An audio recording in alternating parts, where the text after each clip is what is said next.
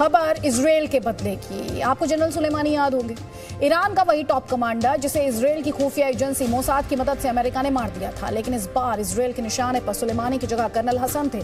Israel पर Iran के colonel Hasan की हत्या का आरोप लग रहा है।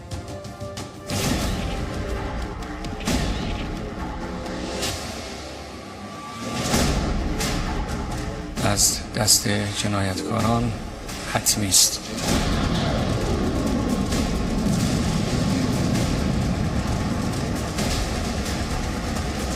सुलेमानी के बाद कर्नल हसन, इजराइल का बदले वाला रण।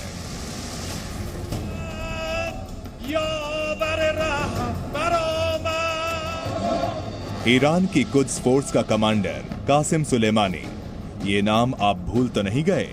कासिम सुलेमानी को ईरान का सबसे ताकतवर फौजी कमांडर कहा जाता था। लेकिन इराक से लौटते वक्त बगदाद हवाई अड्डे के बाहर सुलेमानी की हत्या कर दी गई थी। अमेरिका और इजराइल ने इस ऑपरेशन की पूरी प्लानिंग की और फिर ड्रोन हमले में सुलेमानी को मार गिराया गया।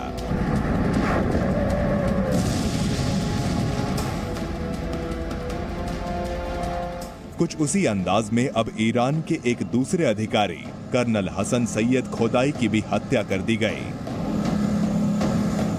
बताया गया कि कर्नल हसन को उनके घर के बाहर ही गोली मार दी गई।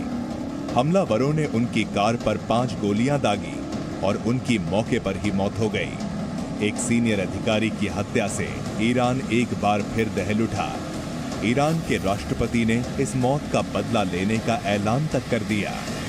پیگیری جدی مسئولین امنیتی مورد تاکید من هست و تردید ندارم که انتقام خون پاک این شهید بزرگوار की ही तरह कर्नल हसन भी ईरान की कुद्स फोर्स से जुड़े थे। यानी पिछले 2 सालों में वो कुद्स फोर्स के दूसरे ऐसे ऑफिसर हैं जिनकी हत्या कर दी गई। और सुलेमानी की ही तरह इस हमले में भी इजराइल का हाथ बताया जा रहा है। ईरान रिवोल्यूशनरी गार्ड कॉर्प्स के कर्नल हसन खोदाई की हत्या ईरान की राजधानी तेहरान में रविवार को 2 अज्ञात बाइक सवारों के द्वारा गोली मार करके कर दी गई है। और ये निसंदेह IRGC के लिए एक बड़ा झटका है। और हालांकि ईरान की तरफ से इजराइल के ऊपर कोई ऑफिशियली अभी आरोप नहीं लगाया गया है, लेकिन ईरान को इस बात की पूरी आशंका है कि ये जो हत्या है वो इजराइल के इशारों पर की गई है।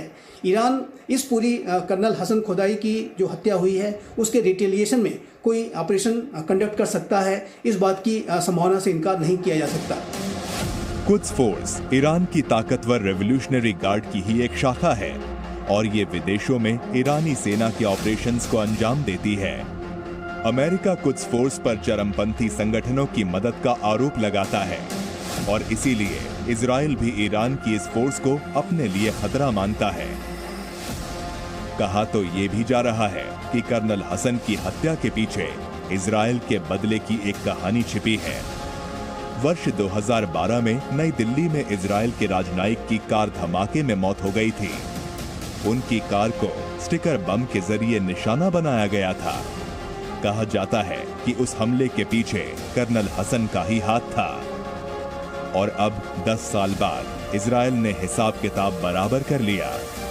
इजराइल और ईरान के बीच का इतिहास रहा है, उसमें ये दोनों जो राष्ट्र हैं एक दूसरे के विरुद्ध कोवर्ट मिलिट्री ऑपरेशन चलाते रहे हैं। इस तरीके की हत्याओं का जो सिलसिला है पहले भी चलता रहा है। और जाहिर है कि ईरान की तरफ से भी इजराइल को टारगेट किया गया और इजराइल भी लगातार ईरान के जो ठिकानों को और ईरान के महत्वपूर्ण शख्सियतों को टारगेट करता है। लेकिन इस हत्या के बाद ईरान में उबाल है। ईरान के राष्ट्रपति हर हाल में बदला लेने की बात कह रहे हैं। हालात कुछ वैसे ही होते जा रहे हैं जैसे 2 साल पहले हो गए थे। तब कासिम सुलेमानी की हत्या के बाद पूरा ईरान सड़कों पर उतर आया था। बदला लेने के लिए ईरान ने बगदाद में अमेरिका के फौजी अड्डे पर मिसाइलें तक दागी थी। ऐसे में सबकी नजरें एक बार फिर ईरान पर टिक गई हैं। क्या ईरान पलटवार करेगा? और करेगा तो उसका निशाना कौन होगा? सवाल ये भी है कि उस हमले के बाद क्या होगा और क्या मिडिल ईस्ट से भड़की ये चिंगारी किसी नए महायुद्ध की वजह तो नहीं बन जाएगी। ब्यूरो रिपोर्ट, जी मीडिया।